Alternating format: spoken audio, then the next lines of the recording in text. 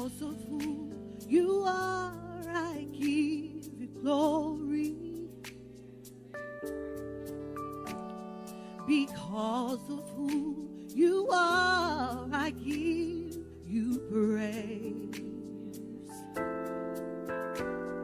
Because of who you are, I will lift my voice and say, Lord, I worship you because of who you are. Lord, I worship you because of who you are. You all help me sing this. Because of who you are, I give you glory. Oh, because of who you are, I give you praise.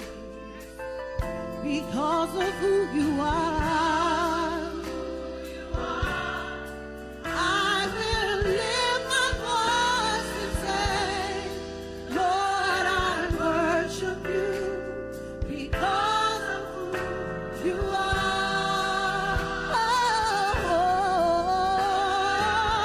Lord, I worship you. You are. Because of who you are, because of who you are, I give you glory. Because of who you are, I give you praise. Because of who you are, I will lift my voice and say, Lord, I worship you because of who you are.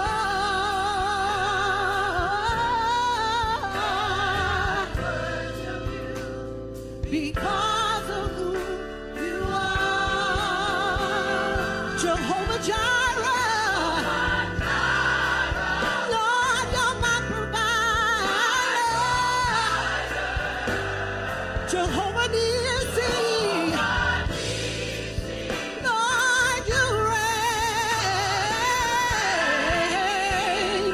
Jehovah Shalom. Lord, you're my Prince of Peace. Yes, you are. And I worship you, and I worship you because of who you are. Worship you because of who you are. Oh, Jehovah Jireh. Lord, you're my provider. Jehovah Nissi. Lord, you reign, you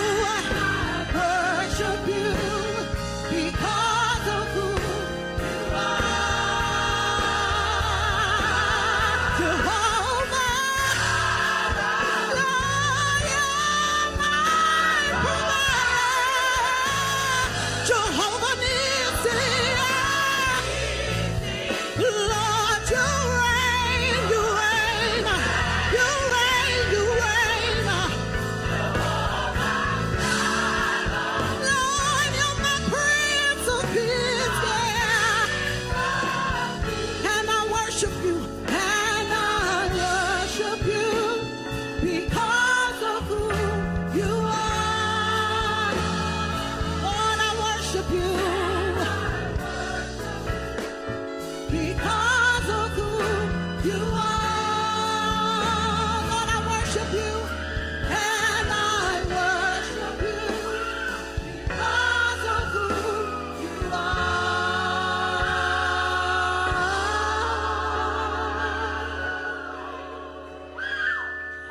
Lord, I worship you because of who you are.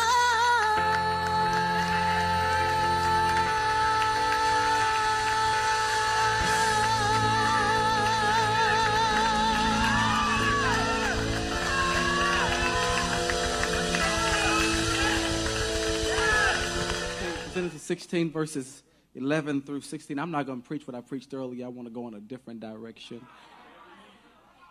It says this, and the angel of the Lord said to her, behold, you are pregnant and shall bear a son. You shall call his name Ishmael, because the Lord has listened to your affliction. He shall be a wild donkey of a man, his hand against everyone, and everyone's hand against him.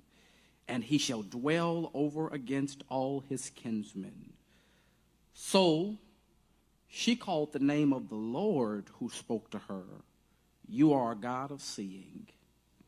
For she said, truly here I have seen him who looks after me.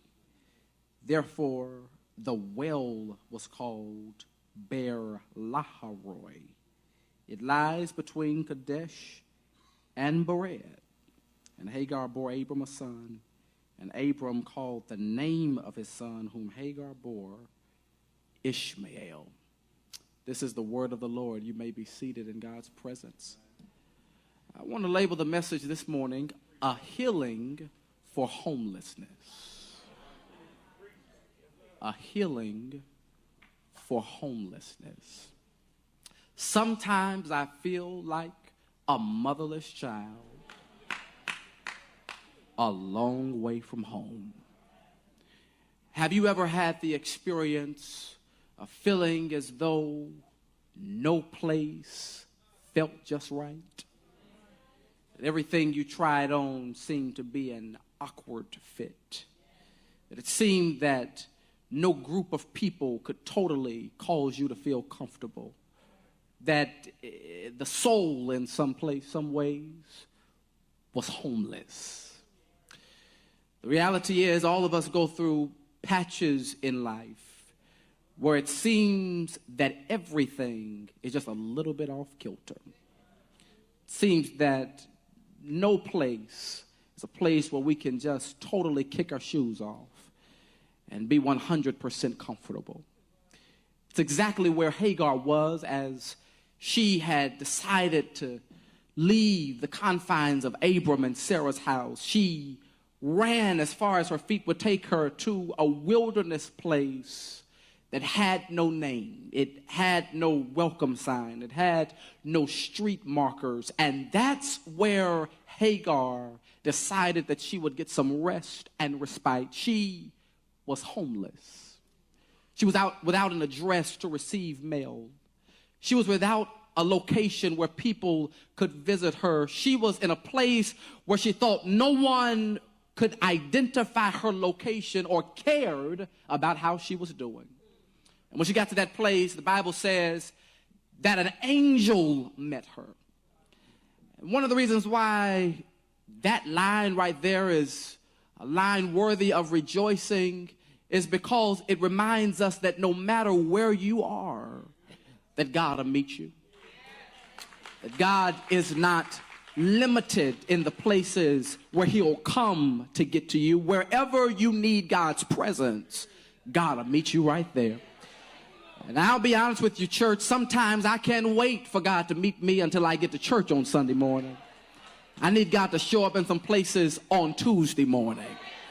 Sometimes I need God to ride down the highways and the byways with me. Sometimes I need God to creep in my bedroom.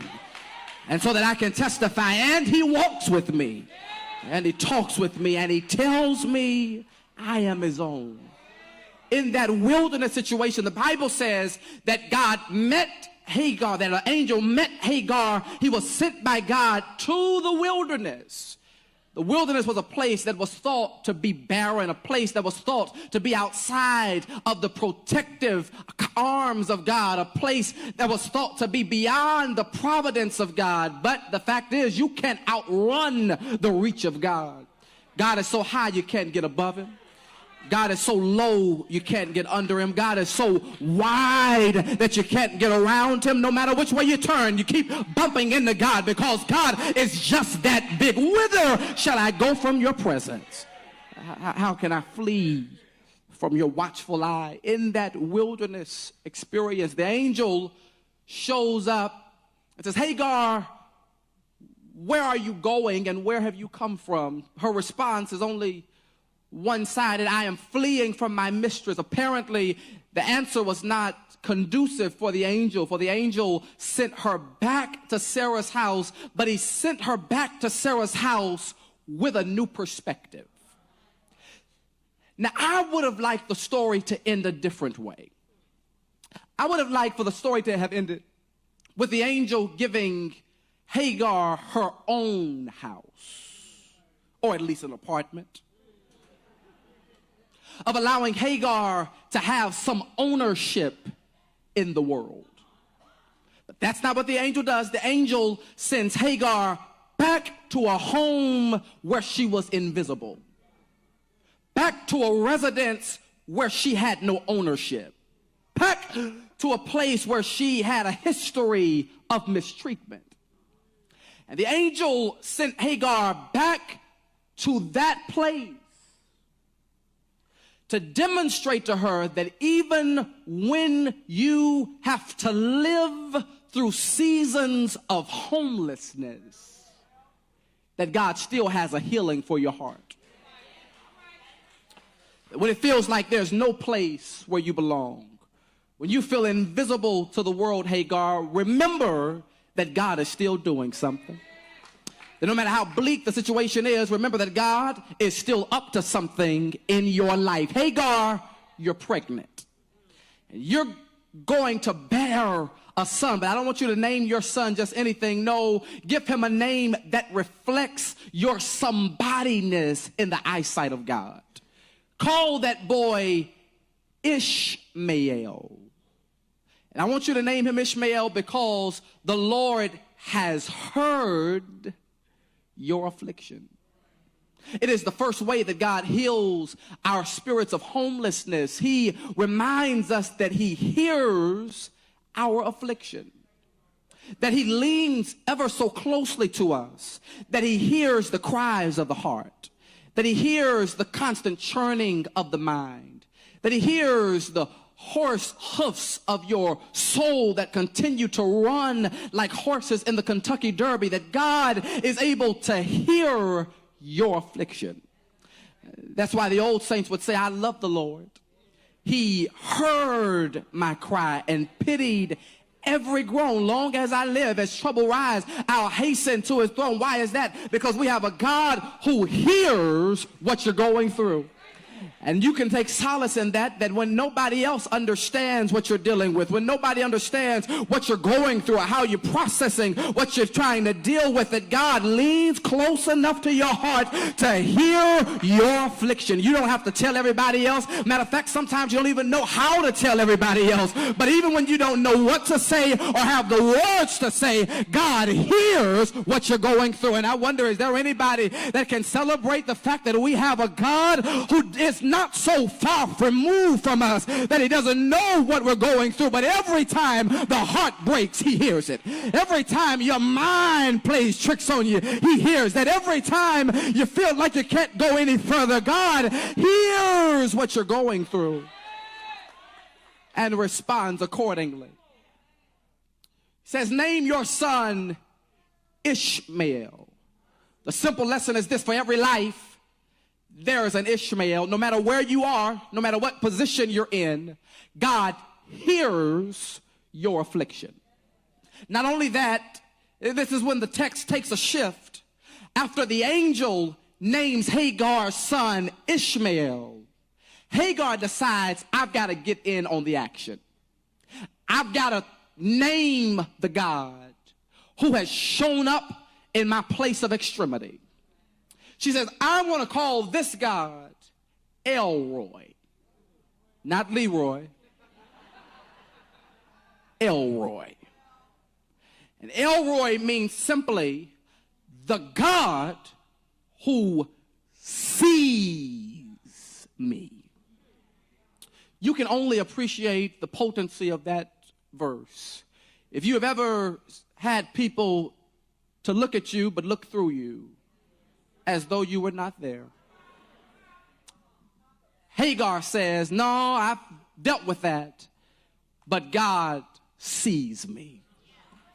You can only appreciate the power of that verse if you've ever talked to people and they cut you off before you finish your sentence and change the subject in the middle of the sentence as though what you had to say was not even important. Hagar says, you're Elroy, you see me. If you've ever had to walk through crowds of people, nobody ever complimented, nobody ever said anything, nobody ever acknowledged your presence to the extent where you begin right where you are. Oh, yes, he does. He sees you. And that's a healing for homelessness. That as long as God sees me, I'm going to be all right. I might be invisible to you, but I've got a God who watches over me. That you might not call my phone, but I can call him in the morning. And his line is never busy. You ain't never got to text me back again. As long as God sees me. You ain't got to text me, Facebook me, Snapchat me, Insta message me. But as long as his eye is on the sparrow, as long as he's still feeding the little birds, as he's still causing the flowers to grow in splendor, I know that he still watches me. And as long as his eye is on my life, I know that he has something in store for me. God sees you. God has something to say about you. I feel like preaching. I call that God Elroy because he sees me. Because he sees me, it doesn't matter who does not see me. I'm the object of the affection of the creator of the universe. Did you hear me? And he sees me. God's eye is on my life. He sees me. He doesn't stop with seeing me. He has something to say about me. Calls me a royal priesthood. Calls me a peculiar people. He calls me the head and not the tail. Calls me the lender and not the borrower. He calls me more than a conqueror. I know it's hot, but I wish I had a church in here. Y'all go in and take the brakes off of me. Sometimes you got to reflect on what God says about you and drown out what everybody else has to say and everybody else's opinions. That's why some of us are messed up right now, because our heads and our hearts are polluted with what everybody else has to say. But sometimes you got to zero in on what God says, and really what God says is more important than what anybody else has to say. I might not got a good morning text this morning, but he woke me up early this morning, and he clothed me in my right mind, and that's reason enough to give God glory and give him honor. Somebody didn't wake up this morning. It wasn't your alarm clock that woke you up, and neither was it your insomnia. Matter of fact, next time you can't go to sleep at night, you want to just tell God thank you, because no sleep beats sleeping in a cold, dusty grave. So sometimes you got to turn your problems upside down and see the other side of what it could be. I don't know who I'm trying to help this morning, but you've been mad and uptight because you can't sleep all night long, because you're always bothered. But what that means is two things: is you alive, and God is taking you somewhere. Y'all don't know when to shout. I feel like preaching in here. I said, when you can't sleep at night, I dare you to lift up holy hands right there in the bed and tell God, thank you for the gift of life. And while I got life, I'm going to live it to the fullest. Even if I don't sleep, I learn how to pray. And I'll pray until I get an answer. And I wish there was somebody in the house that knows that even when you toss and turn at night, God sees you right there. Even when your stomach is in knots and you have no appetite, he sees you right there. And he's able to give you what you need. Yeah. That's why Hagar gave one more name. Y'all got to forgive me. I'm sorry. She gave one more name. Remember, in this feeling of homelessness, she ran to a place that did not have any names. But Hagar said, I can't leave this place without a welcome sign. I can't leave this place without naming the place where God has met me. I want to call this well Ber Laharoi, meaning the God who sees me, provides for me. Did y'all get that? That the same God who saw me in the mess that I was in provided a way of escape so that I wouldn't have to stay down all my life, that I wouldn't have to stay out in the wilderness all my life, that I wouldn't have to stay with my head bowed down all my life. He gave me the resources that I needed to move beyond my place of invisibility. And I tell you, church, whenever God has done anything in your life, don't leave that place without naming what God has done for you. Now I'll tell you, that's why many of us are not good witnesses. You run around talking about you're scared to talk about Jesus to other people. You ain't got to be a theologian in order to witness about how good God is to somebody else. Now, you ain't got to have perfect attendance in Sunday school in order to talk about how good God is. You don't have to go to the seminary in order to tell people how good God is. But if you really want to be a witness, just look back over your life and talk about what God has done for you. Not your mama, not your daddy, not the preacher, not the deacon. You can't tell my testimony, but you can tell your testimony. And I can't tell your testimony, but I can tell my testimony. And when I look back over my life and see how God has opened doors, I just call God my door opener. When I look back over my life and see how God has led me beside still waters and through green lush grasses, I call God my leader. When I think about how God has put food on my table and clothes on my back and money in my pocket and a roof over my head and a car in my driveway, I call the Lord my provider. When I think about how I was sick and thought that I wouldn't get well, how the Lord healed my body and stood me right here to tell. So I call him my healer. When I think about how I've been locked down, but the Lord brought me out, I call him my deliverer. Yes. Yeah. When I think about how I walked the dangerous streets of Nashville, Tennessee, while my mama was at work, and I walked the streets at night, the same streets that people were robbed and shot at, the same streets where people were killed. I walked those streets and think about every time that I left my destination and I made it into the house, that God covered me with his protection. I wish I had some help in here. I ought not be the only person that the Lord has done anything for. So I guess we better do a roll check.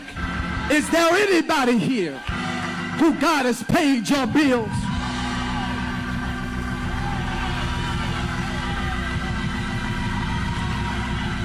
You ought to call him my bill payer. Is there anybody here who God has restored your family? You ought to call him a family restorer. Is there anybody here who God made your kids get some sense? Well, you ought to call him my child regulator. Is there anybody here who God blessed you with a job that you really didn't deserve? A promotion that you really didn't deserve? You ought to call him my promoter. If the Lord has done anything for you that you couldn't do for yourself, you ought to just call him Elroy. He's God who sees me and provides all of my needs according to his riches and glory. Is there anybody in here that'll give God praise for his provision and his protection? Yes, yes, yes. Y'all gotta excuse me, but I done preach my own self happy, because when I think of the goodness of Jesus and all that he's done for me, my soul cries out, hallelujah. When I think how I should have been dead, sleeping in my grave, something starts moving down on the inside.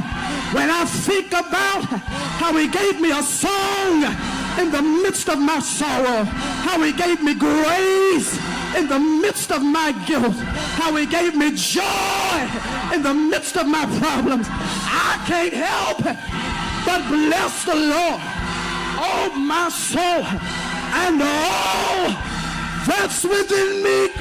Bless.